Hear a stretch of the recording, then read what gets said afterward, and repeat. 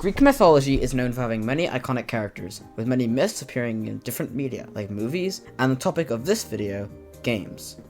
Some games focus solely on Greek mythology, like Hades, but some games feature it, like Fortnite. So how does the portrayal of gods like Zeus in Greek mythology compare to the portrayals seen in Fortnite? Now, this video won't go over every single thing, but some stuff I found that I think was neat. Well, first off, how the Greek season started in of itself is a reference. You see, a giant titan hand burst out of the ground, with Pandora's box dangling by its fingers.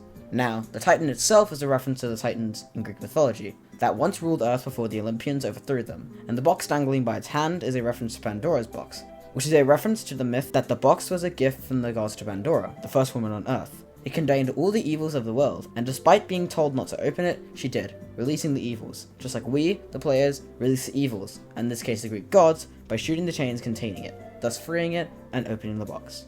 Now, onto the actual season itself. Many of the gods featured in Fortnite look quite different compared to their versions seen in traditional depictions of Greek mythology. The only one who looks somewhat similar is Ares, who is pretty consistent with portrayals of him, wearing a black armor and black helmet. However, the rest have been completely changed in one way or another. For example, Cerberus now has one very defined head and two smaller heads, rather than three big heads of similar sizes. And Zeus now wears armor with shotgun slugs on his shoulder and grenades on his waist, rather than just a robe. A lot of changes have been made to Hades as well, who is now wearing some sort of gas mask and a crown. Poseidon got changed to the least, however, as he has been mixed up with a Fortnite skin called Ripley, now being made entirely out of slurp. Now we could be here all day listing every single change, since every character has been changed in one way or another. But that would make this video an hour long, so I highly suggest checking out the ones you're interested in. Now, with these characters come cosmetics such as pickaxes, backblings, gliders, etc. Some of these are things the gods do or use. For example, Zeus has the King of Olympus set, obviously referencing the fact he is the ruler of the gods in Olympus. Much of his set, however, like his glider, pickaxes, and emote, references lightning powers. Hades' set, titled Underworld King, also references the fact that Hades is the ruler of the underworld. He also has his signature chariot as his glider. Poseidon also holds his signature trident for his pickaxe. Other than that, there are a couple skins not in the battle pass, like Chiron, who represents the ferryman of the underworld. However, there is one character who started off as his own thing, before getting a Greek mythology redesign. For those who know Fortnite, you probably know who I'm already talking about, and that is Midas, who was originally introduced in Chapter 2 Season 2 as the leader of Ghost, with only slight relation to the myth due to his ability to turn anything gold, which was carried over to Fortnite. However, after being eaten by a shark, he was brought back in Chapter 5 Season 2, this time with an updated redesign that makes him more like the myth he is based on. Next is the music packs. Fortnite will often release music for different characters in the Battle Pass with each season. However, some of these have some cool references, so let's take a look, shall we? Let's start with Poseidon's track, called Swim Free. The line "In the halls of Olympus, God's decree" references Mount Olympus, and that being where the gods make decisions. Lines like "I push and pull all the tides with the slightest ease, I crash my waves on the rocks like thunder," and "I am the flood, the fisherman's plight" allude to his powers over the seas, and the line "Take any god on high and pull them under" alludes to his temper. The second music pack is from Artemis, called Hunting Ground. This song, interestingly, is one of the only songs from the music packs in this season to feature a lot of Greek, which makes sense considering where the gods come from.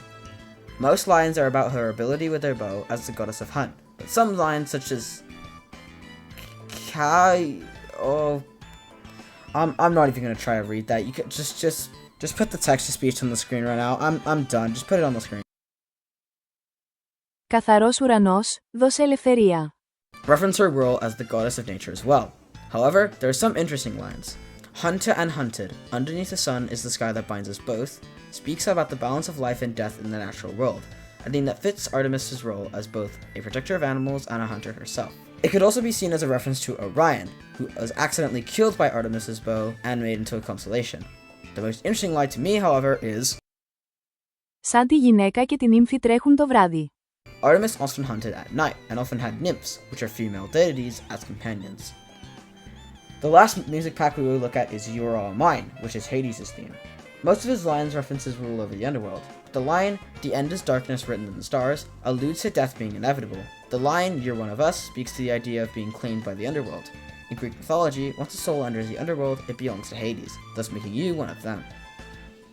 Now, the last thing we will cover is the weapons.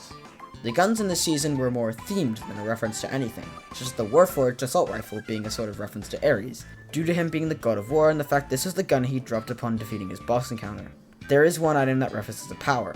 Zeus' lightning bolt lets you use his power and fire 3 lightning bolts at anybody. The last item is a reference to a character not in Fortnite, that being the wings of Icarus, which let you fly for a bit.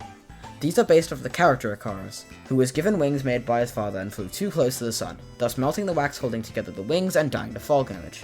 Guess you should have kept a grappler on him. Overall, there are some neat references in Fortnite relating to Greek mythology, and they are very cool to see, showing the team at Epic did their homework. Thank you for watching.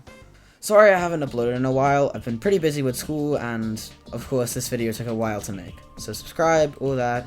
Thanks for watching, I guess. Bye bye.